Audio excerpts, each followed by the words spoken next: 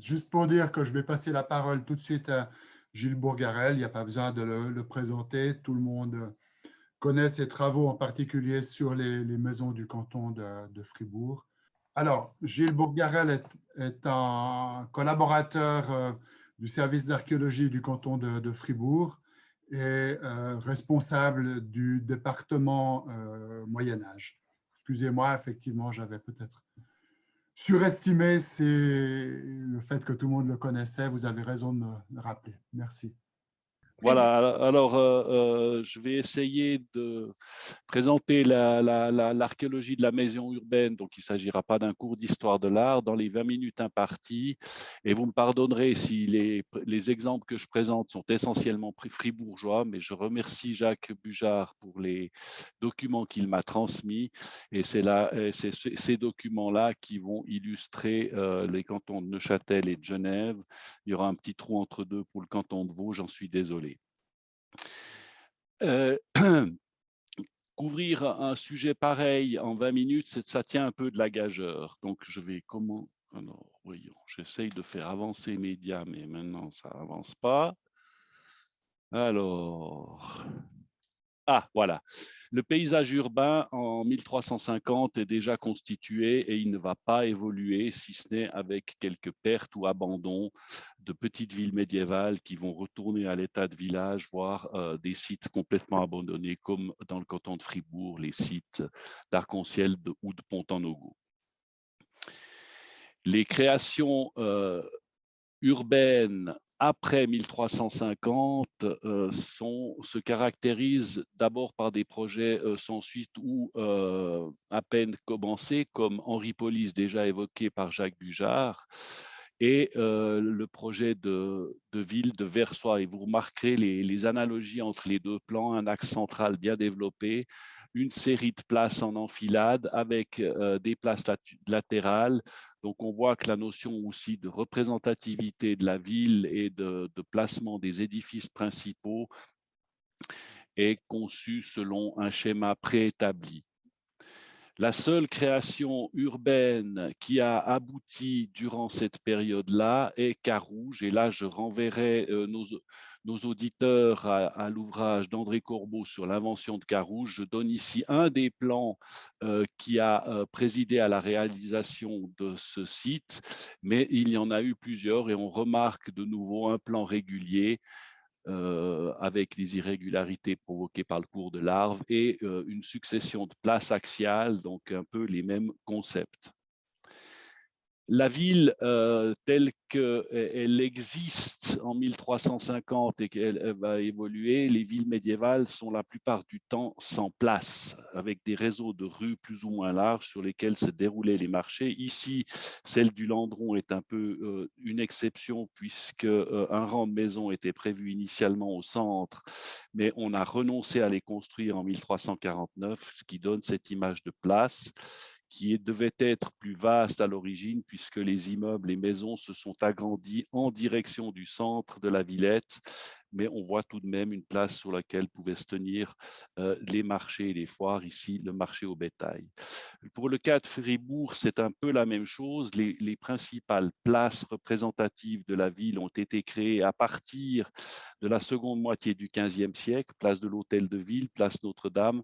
Une seule exception est la planche supérieure qui constituait une vaste place, donc 4700 mètres carrés, dès le Moyen Âge, dès l'incorporation de ces quartiers à la ville, donc à partir du milieu du XIIIe siècle.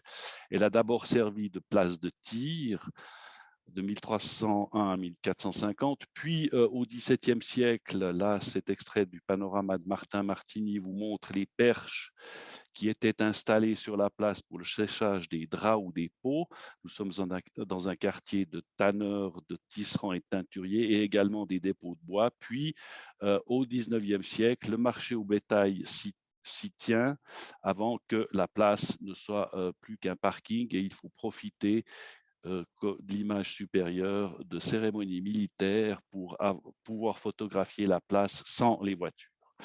Dans les cas de Genève ou de Neuchâtel, la surface urbaine très restreinte du départ s'est étendue notamment par le gain de terrain sur le lac qui a permis la création de places, la place des Halles à Neuchâtel. On peut citer toutefois à Neuchâtel une petite exception, c'est le cimetière de la Collégiale qui servait parfois au comte pour donner des audiences. L'implantation des maisons dans des tissus, dans des villes aux parcellaires très denses se fait bien sûr en ordre contigu.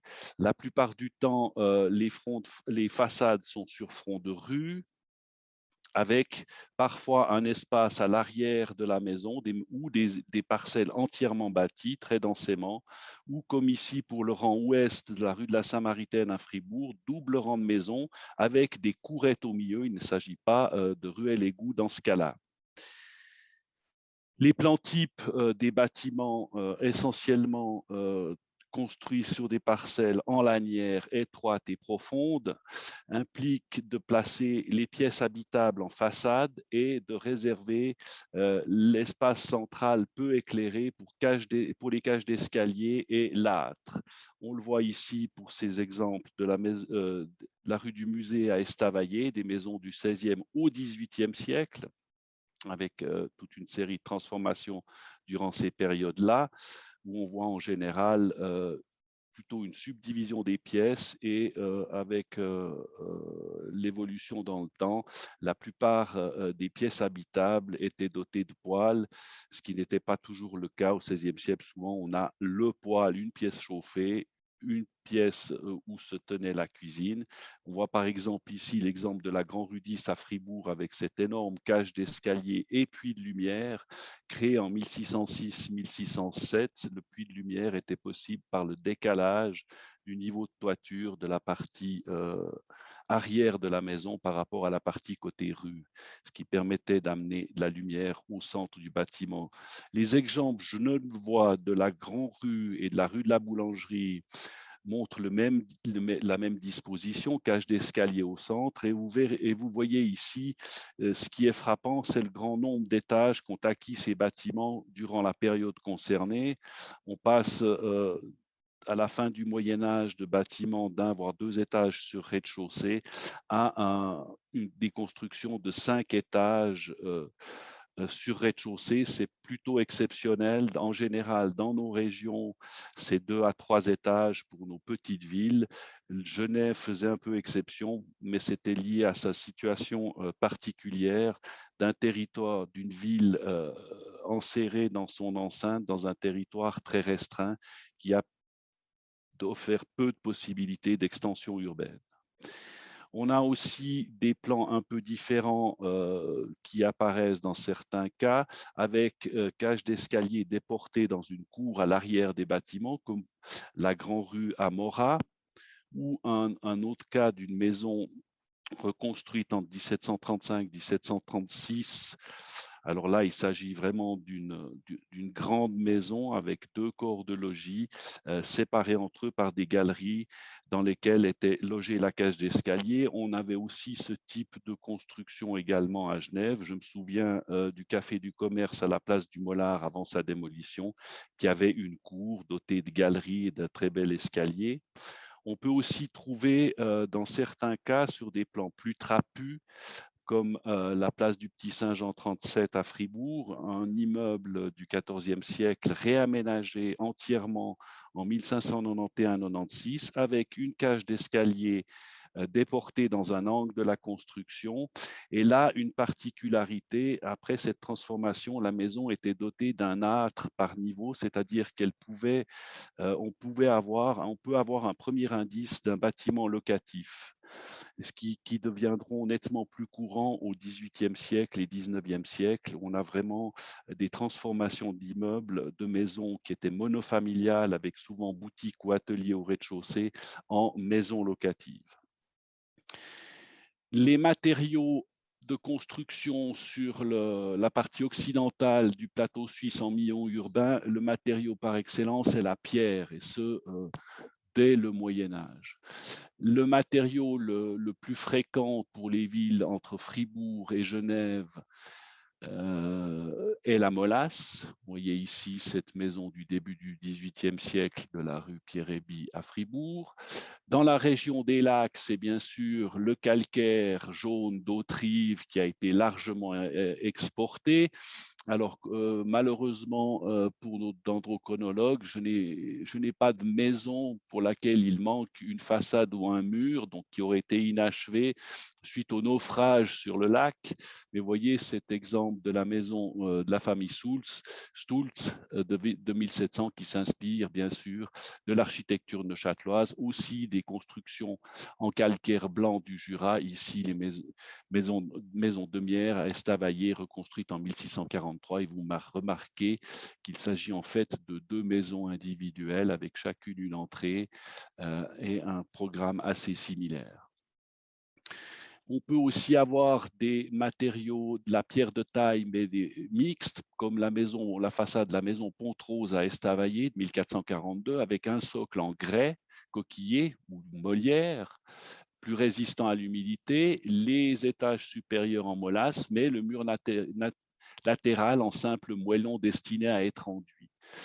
En Gruyère, dans le Chablais vaudois et en Valais, on trouve surtout au XVe et XVIe siècle une utilisation du plâtre anhydrite à haute température pour réaliser des encadrements, les moulures dans les façades, car ce sont des régions de calcaire dur où il était difficile d'obtenir des sculptures fines, et on a pallié justement à la dureté de ces pierres l'utilisation du plâtre pour l'ornementation des façades. On trouve également du plâtre dans les intérieurs pour les cloisons, et jusqu'à Fribourg, on a des chambranles de cheminées pour cette période-là également en plâtre.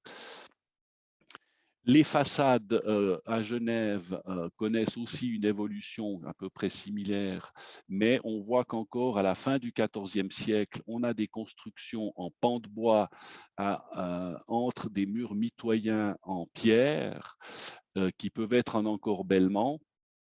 On retrouve ce type d'architecture jusque dans le sud-ouest de la France. De telles maisons existent à Cahors, où là les murs sont en briques, mais on se rend compte rapidement d'une pétrification du bâti. Et à la fin de la période, 18-19e siècle pour Genève, on voit de nouveau apparaître la construction en pan de bois. Donc, construction en pan de bois qui reste assez rare en milieu urbain dans nos régions. Par exemple, ici à Valangin, la mercerie sur le pont, un bâtiment en pan de bois sur un rez-de-chaussée maçonné de 1563, dont on a par la suite entièrement enduit les façades et peint encadrement et chaînes d'angle en ocre jaune pour imiter la pierre d'Autrive, donc une certaine forme de pétrification de l'habitat. Dans le canton de Fribourg, en milieu urbain, on voit plutôt apparaître ou réapparaître la construction en pan de bois à l'époque moderne. Ici, un rare exemple d'une façade très ornée d'une maison de Morat. Il s'agit d'une façade arrière qui donnait sur la ruelle Égout, dont on peut se demander pourquoi on l'a aussi richement ornée. Et ici, une petite maison du quartier de la Neuville, la planche inférieure, donc des bâtiments proches de la Sarine, avec un rez-de-chaussée maçonné et la partie supérieure en pan de bois, où il subsiste de rares et intéressants vestiges de décors peints qui seraient plutôt là de source d'inspiration de Suisse alémanique. On peut aussi trouver des façades enduites, voire des façades en pierre de taille qui ont été entièrement peintes et sur lesquelles on a suggéré un faux appareil, comme sur la maison Tavel, suite aux transformations de la fin du XVIIe siècle. On a peint la façade dans un gris très foncé avec un appareil souligné par des joints blancs. À Fribourg, un rare exemple, alors en grande partie restitué, d'une façade en pierre de taille qui avait reçu un décor peint entre 1550 et 1650. La date de 1550 est donnée par cet ange qui orne la façade latérale, la date étant inscrite sur le phylactère. La brique, l'usage de la brique est beaucoup plus rare dans nos régions. Il a été introduit en partie par la maison de Savoie ou ses vassaux dans nos régions. Et on voit tout d'un coup apparaître quelques éléments décoratifs qui s'inspirent de cette architecture, comme cette frise en dents de scie de la maison Grisette Forel de 1460. On voit ici le modèle qui a servi d'exemple. On peut trouver aussi, mais c'est rare, certains éléments d'architecture à l'intérieur des bâtiments qui sont en briques. Là, vous devez me croire, ce sont les parois extérieures de cette cage d'escalier dans l'œuvre de la Grand Rue 32 à Fribourg, donc qui remonte au XVe siècle, qui a été transformée au XVIe siècle. Et la brique, l'emploi de la brique est bien sûr aussi privilégié pour tout ce qui est conduite cheminée et cheminée, et ce, à partir, en tout cas pour ce qui est de la ville de Fribourg, du début du XVe siècle. On voit que systématiquement, les conduites cheminées vont être construites en briques et plaquées au mur, alors qu'antérieurement, ils étaient plus facilement en molasse et intégrés à l'intérieur même des murs. Les couvertures durant le Moyen-Âge sont essentiellement végétales, pavillons ou bardeaux en milieu urbain. On essayait de se prémunir contre les incendies plutôt par les murs mitoyens en pierre qui dépassaient le niveau des toitures et formaient des pare-feux.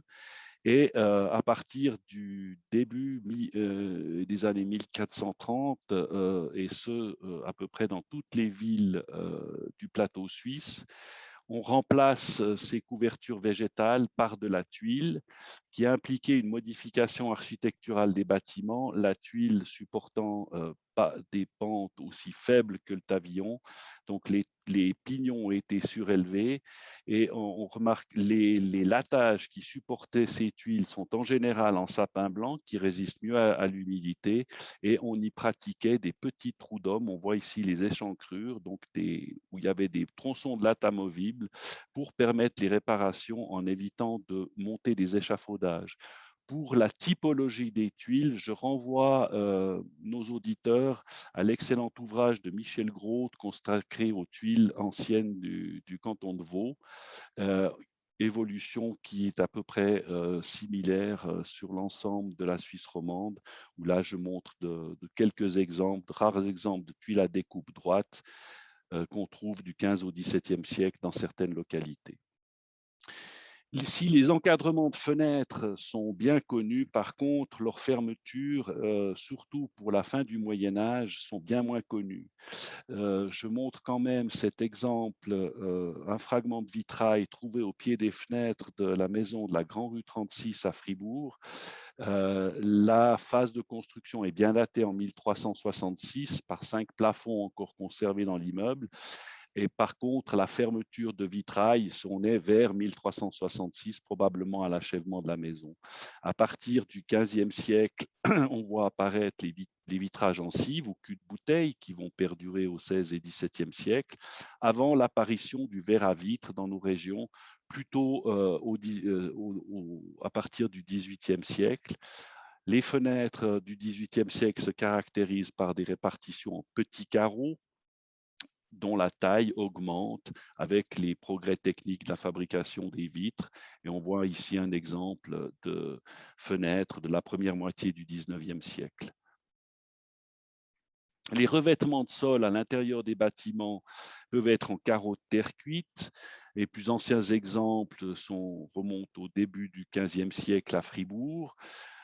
Leur forme est en général quadrangulaire, comme l'indique le terme, avec 20 cm de côté, mais on a aussi quelques exemples de carreaux hexagonaux, voire octogonaux, mais nettement plus rares. Et les modules peuvent aussi être plus grands, de 25 par 25. Ils sont toujours assez épais, entre 3 et 4 cm d'épaisseur.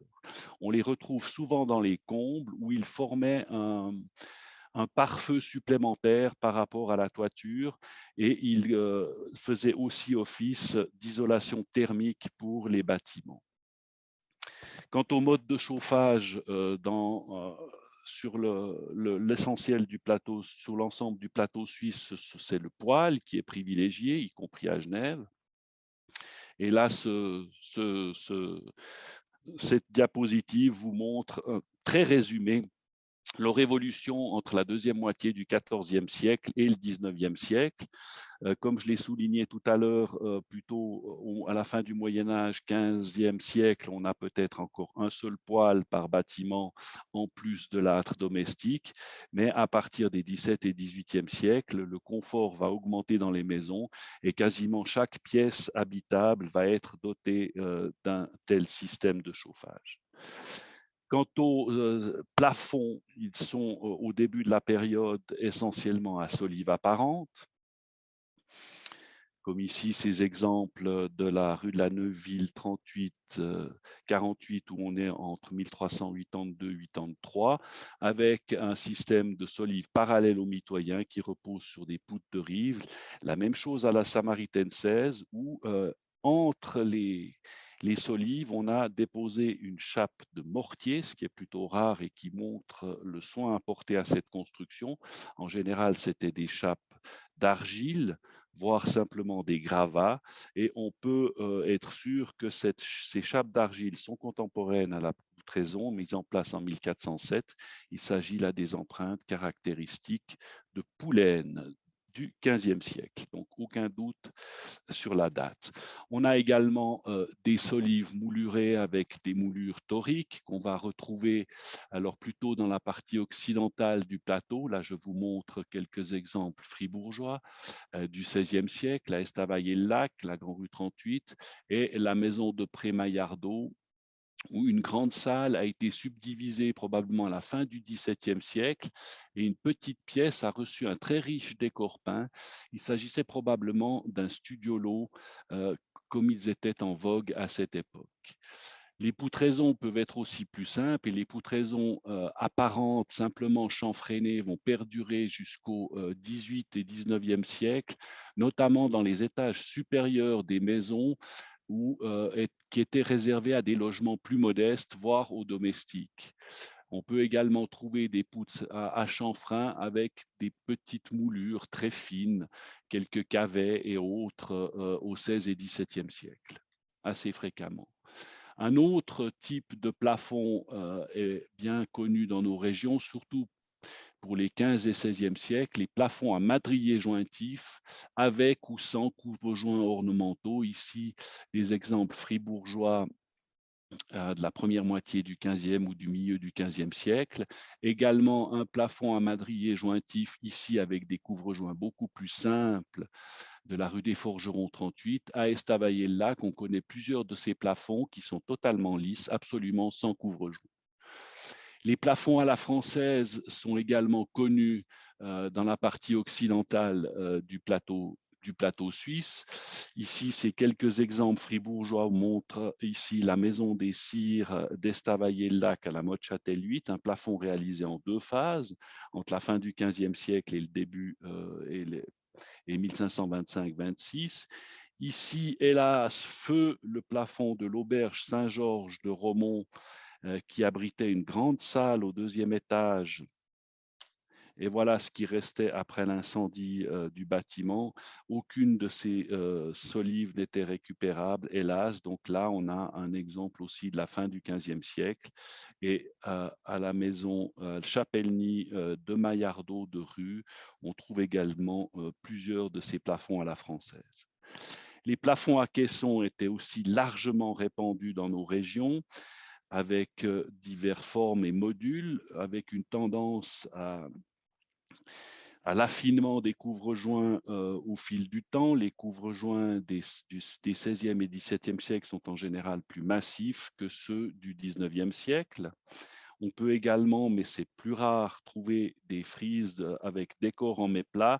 Je montre ici celle de l'hôtel de ville de Fribourg, mais j'en ai retrouvé un exemple dans une maison de la Grand-Rue, malheureusement pas encore datée, et ces plafonds étaient souvent ornés de décors au pochoir. Les plafonds en plâtre, si fréquents dans nos régions, font leur apparition à la fin du XVIIe siècle. Ici, un exemple plutôt exceptionnel de la Grand Rue 56 à Fribourg, de 1691-92, où l'on voit là les influences plutôt italiennes qui apparaissent et bien sûr les plafonds en plâtre sur latis à simple corniche moulurée qui sont alors largement répandus. Ici un exemple de 1810-1811 de la maison de Prémaillardeau de Rue. Les sols anciens planchers sont plus rarement conservés pour ce qui est du Moyen Âge. La fin du Moyen Âge, on voit des planchers assez grossiers qui étaient chevillés sur directement sur les solives, donc des planchers ou des plafonds qui n'avaient pas d'isolation phonique. L'apparition, l'introduction des entrevous et des remplissages de gravats améliorait la situation. Et on voit apparaître aussi des parquets tels quels au XVIIe siècle. Alors, d'abord, les parquets à cadre de chêne et panneaux de sapin, dit plancher bernois dans le canton de Berne, parquet fribourgeois dans le canton de Fribourg, et je ne sais pas pour les autres cantons, et aussi un rare exemple d'un parquet marqueté, toujours à la Grand Rue 56 à Fribourg, de 1691-1692, et on sait qu'on a fait venir pour réaliser ce parquet ce qu'on a appelé du chêne des marais qui avait été importé de Normandie, qui imitait l'ébène, les couleurs noires. Les cuisines âtres domestiques sont rarement conservées dans leur état d'origine en milieu urbain, car les cuisines sont restées au même emplacement la plupart du temps, compte tenu de la présence d'un conduit de cheminée. On voit ici un exemple de la Grand Rue 36 où une cheminée a été réaménagée sous un conduit en molasse de la fin du XIVe siècle. On a une cheminée là du XVIe siècle dans laquelle on a ajouté un petit fourneau à braise au XVIIIe siècle. À la Grand Rue 59, on a une exceptionnelle cuisine du milieu du XVIIIe siècle qui est intacte. Le foyer est là, le fourneau à braise et la hotte. Et puis, pour la fin de la période, je montre quand même cet exemple de la Mottchâtel 8 à Estavayer-le-Lac, où la cuisine avait quasiment conservé son aspect du milieu du XIXe siècle, ce qui est plutôt rare aussi.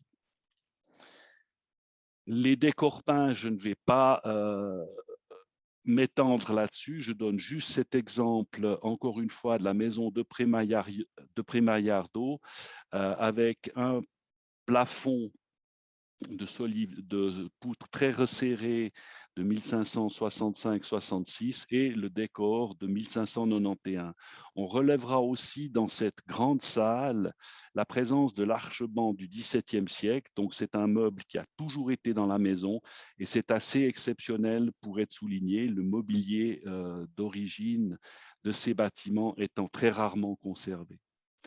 Et voilà, je finis mon exposé pour vous donner envie de venir à Fribourg avec une particularité de la ville, qui sont les façades à décor de remplage aveugle, dont la fourchette de datation pour la ville de Fribourg s'étale entre 1366 et 1410. On a quelques exemples à Estavayer des années 1420, également à Berne, mais ils ont tous disparu. On les connaît par l'iconographie, à Thun ou encore à Steffisburg, mais on voit que c'est ce mode de décoration particulier et apparemment c'est Fribourg qui a essaimé dans la région.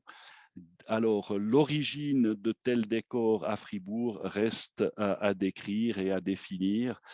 Quelles sont les influences, d'où s'est-on inspiré pour développer ce vocabulaire décoratif? Voilà, je crois que j'ai épuisé mon temps de parole et je vais pouvoir arrêter mon exposé.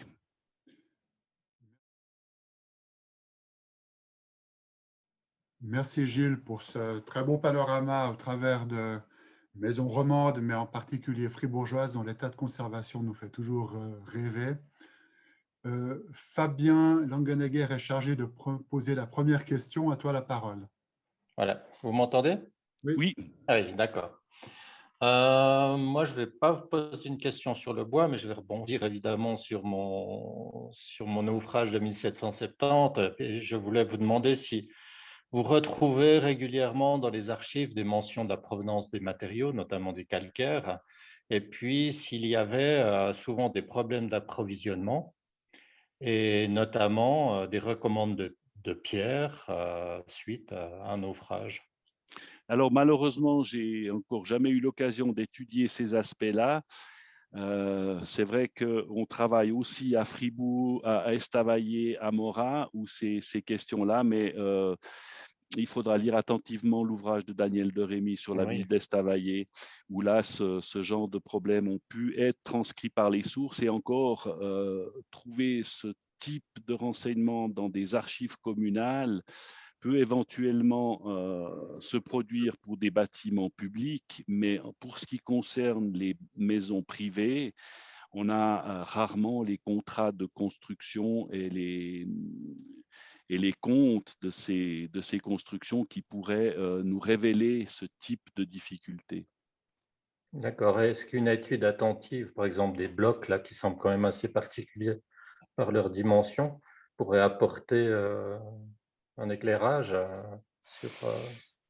sur le type de bâtiment qui serait construit avec ces blocs? On pourrait penser, vu le côté massif de ces blocs, hein, on a beaucoup aussi de petits moellons qui étaient importés, que c'était pour une construction publique, voire pour une digue ou un bâtiment qui devait avoir une certaine solidité. Et je pencherais plutôt pour un bâtiment public, voire une infrastructure type digue pour avoir des Mhm. blocs de telle dimension. Mhm. D'accord, merci.